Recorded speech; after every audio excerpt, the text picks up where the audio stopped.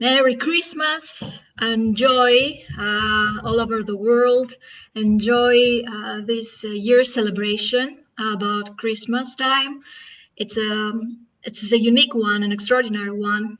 Normally, at that time of the year, that day on the 24th, I'm not in front of a live video and I'm around a nice Christmas table with friends and family. But this year, we are in Greece, that's facing a lockdown, and well, we are amusing ourselves with doing other things. So it's the most appropriate time for me to, if I cannot be with people I know near me, physically near me, I decided to be with you and share with you my thoughts about the Christmas time. It's a season I really love and I really appreciate, and I wanted to spend it with you right now and dedicate my this week's live video that I'm about to make to this celebration and with some thoughts, because I feel that Christmas, the deep meaning of Christmas time, it's a very human one. It's a very deep spiritual one, and many times in my life I used it in order to approach my inner self, to help me grow, and to help me be the person I really want to be, a better person, a person that is near other people, helpful, useful to the community, useful to myself as well. And I really love Christmas time just for this message. So I wanted to make a liaison, a contact, a link between this Christmas message, the one I interpret as such, the message of love, a message of spirituality, a message of inner growth, a message of giving, a message of forgiving, a message of hope, of new creations, with the new beginnings that so many of us during inside this group we are making and we are doing this year, a few years before that. And I've seen so many people that you have started your new business right now, and I'm transitioning my own business from local business coach to international business coach. It's a new beginning, and I deeply believe that if we want to be successful, and if we want to be people of value and people of essence, the first thing we need to see is who we really are, what are our values. And I believe that we should check our values to be something of the core, something of the human essence. And Christmas celebration, I think, brings us this message. I'm not talking about the consumerism, about buying gifts. I find this a little bit psychotic. We have to buy gifts for everyone. No, we just share things. We can share a nice meal. We can share our love, our wishes. If you like a gift and you see, if you see something while you're walking and it's July and you really say, oh, that would be great for my friend Samantha or for my uncle Tom, well, buy that gift and give it to them. You don't need to expect the celebration of Christmas in order to provide gifts for everybody. And what about gifts? What is the giving that we provide? For me, providing gift is we are sharing our lunch, our Christmas lunch or Christmas dinner with people that probably they're all alone.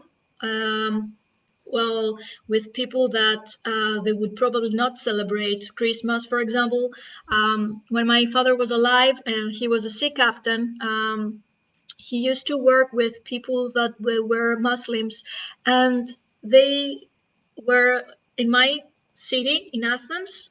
So my father and I have decided to celebrate Christmas, and she knew that these people would have stayed alone in a cold ship in the winter, all alone, far away from their home country, that was Egypt, and they would be there. So actually, he invited them for Christmas, and that's what Christmas is.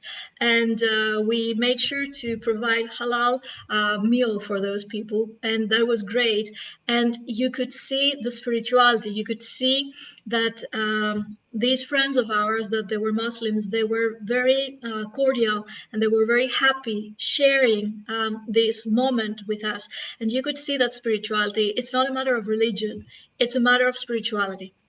And if you find this deep core, the core of giving, the core of sharing things, the core of want to contact with another person and say, what a value that I have is a value for other people. What can I do to be a better person and provide to those people? Then you have a better idea, a clearer vision of what you really want to do in your life, what you want to make of your goals or your visions. And for me, it was clear enough. I wanted to help people. I wanted to be the problem solver. I know I'm very good at that. People come and they tell me they have troubles with their business, how to work with it, and I know that I can find the trouble. And I'm telling them, you can do that, that, that. Maybe just try that, and that works. And I really want to provide that, but with providing that with value and with honesty, with sincerity, and with high value and knowledge. So Christmas helps me um, poise out of all this craziness of these busy times of running up and down, having deliverables, doing a lot of things, a lot of stuff, deadlines. It's a very nice moment for pausing, for sitting down, for thinking about things. It helps me coming nearer my humanity. There are people that they were spending their Christmas alone, or there are people that they don't have income, they don't have money. In my hemisphere, Christmas comes in winter, so people are cold and people are hungry. What can we do about that? How can we be helpful? And that gives me a nudge, gives me a poking, and it tells me you need to be better. You need to do more things. You need to be good at. You need to increase your income because you need to have a bigger network, more power to help people. And this is a great motivation for me because if I am better at my work, if I have better income and build my business with greater um, volume, if I have a bigger network, I can really have a greater impact. I can really help people, and I can really feel that I'm doing something for the benefit of this society. And that's how Christmas makes me feel, makes me think, to approach a little bit closer to human beings, to approach a little bit closer to my own human essence, and to see other people, to wish from the bottom of my heart to them a better year, a better time, opportunities in their life. Things they want to change, things they want to have the same, things they want to have for prosperity, health, love, everything they really desire. And I find it's a great, great reminder. Christmas and for many other religions, there are many other celebrations that they do that actually, and it is a great. This is the important things of a religion to make us feel more humane, to make us feel more spiritual, to make us feel closer to our human nature, to other people. And that's what Christmas means to me. And when I see all this image, I see how it can be helpful to transform myself to a better person. And I observe that also to my clients and how they feel affected by Christmas, how they want to provide for people, and how they want to make decisions and commit to new engagements that they're for their own benefit. They're for new goals. They are for moving ahead and moving forward, far, far away from their comfort zone. And you know how dangerous this comfort zone is. It's so comfy, it's so warm, and so actually it's a lukewarm, the comfort zone. We're nice here. It's okay. We like it. It's great. I really like it, and I know it. I know everything right now in my comfort zone. Okay, and why should I bother and move one step ahead? I don't know that place. It's a little bit cold. It's a little bit strange. It's a known place. Why should I bother do that? Probably because there in the unknown zone, it's lies the opportunity that you don't have here in the comfort zone. There, in the unknown, lies the dream you have, the vision you have about a better you, about a better income, about the recognition of your work, about your choices, about a better relationship, about a better life you have, about everything. So, there in the unknown area you can create, and actually that's what happens, and that's why you're all here in this group, because you've decided at one point to go far away from your comfort zone. And this is amazing. It's almost 440,000 members in this group. And these people, that means that all these people at one certain point decided that they want to see how it feels to be far away from the comfort zone, the all known and all set things.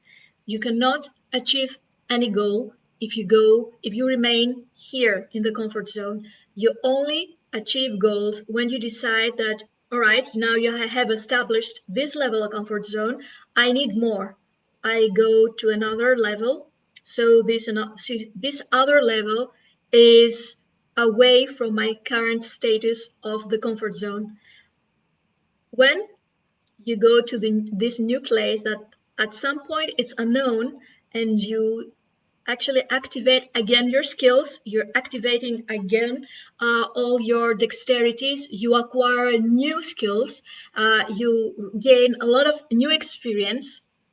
When you do all that, actually that's the moment when you start to see that you may acquire this level again as a comfort zone, because it's at that point that you're going to see that your goals, these new goals of this higher level, are going to become your reality. You're going to be the winner of all this situation. It's yours again.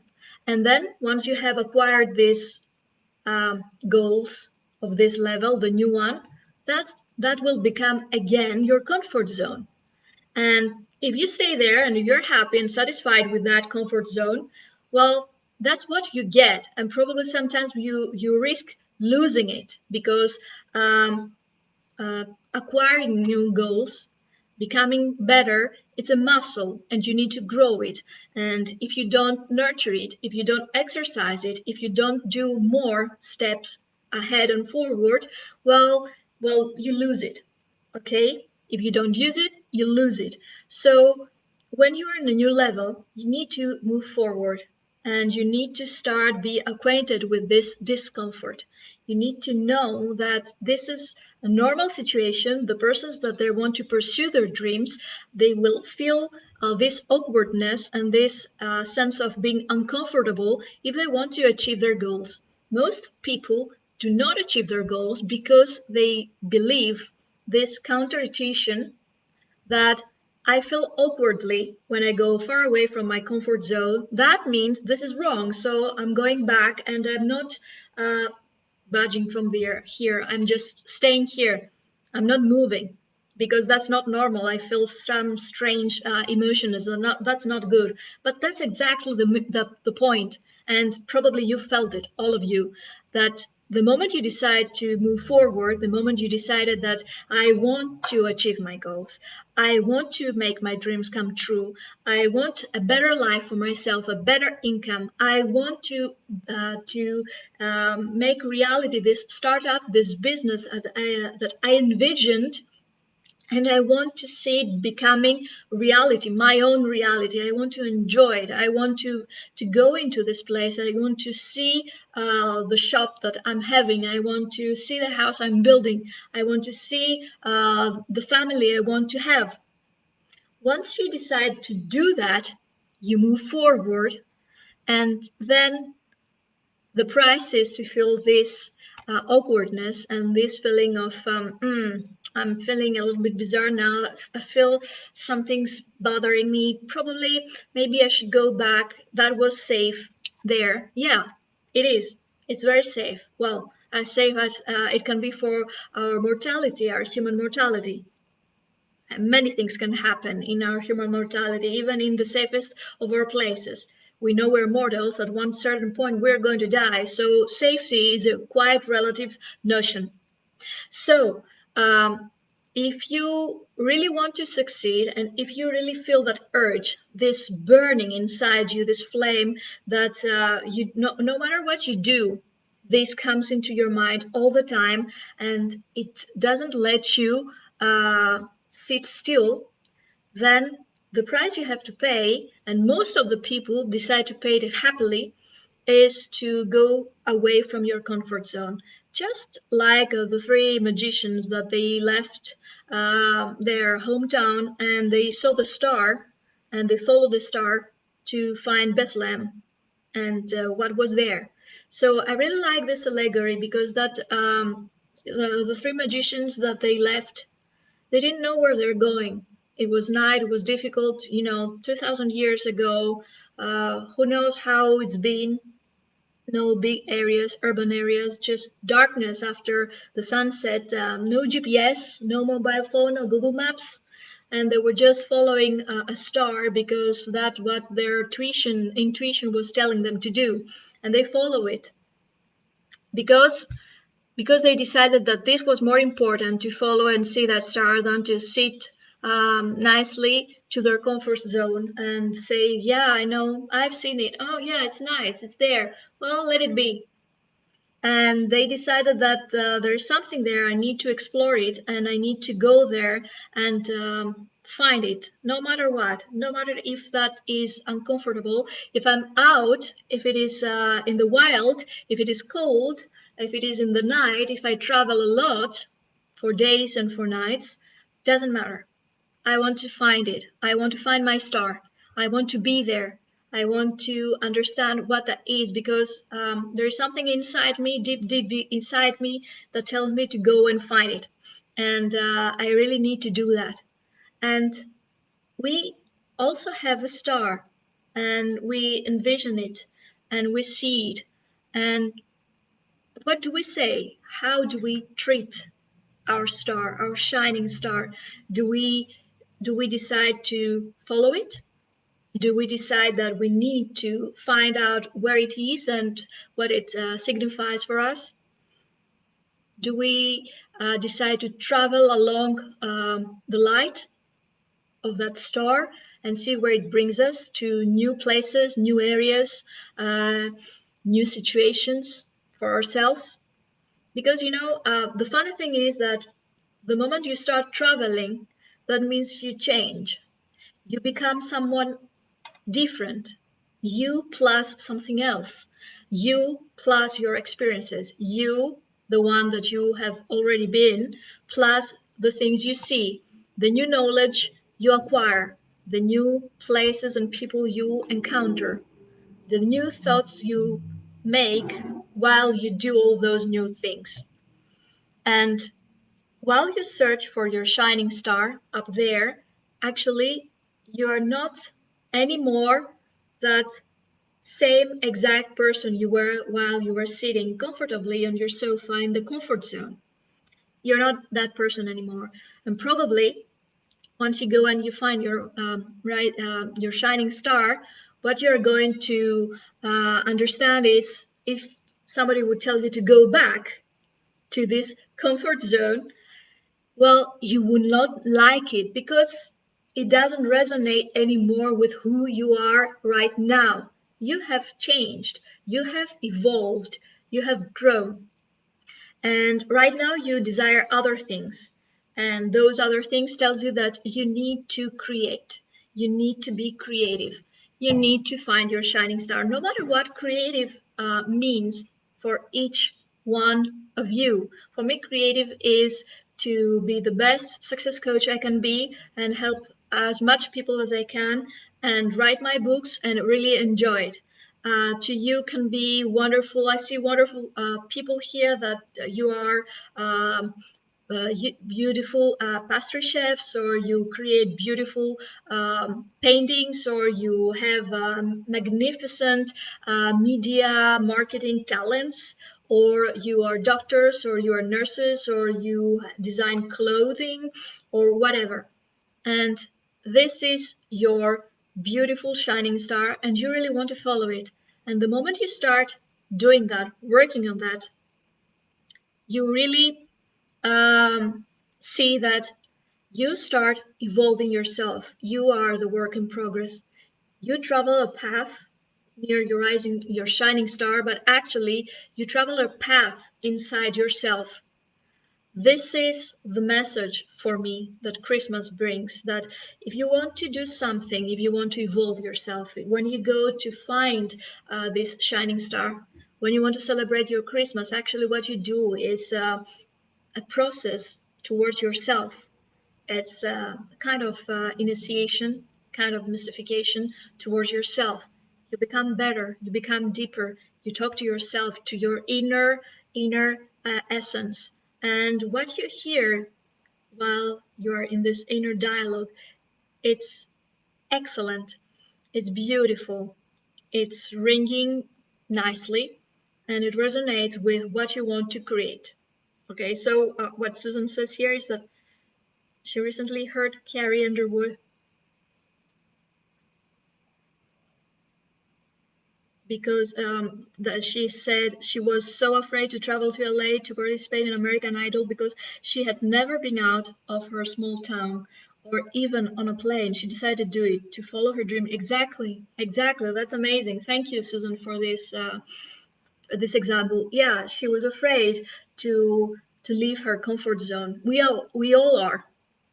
The only thing we can do is accept that we will never be so much independent of our comfort zone, because sometimes comfort zone is good when you have climbed, once you have acquired a goal.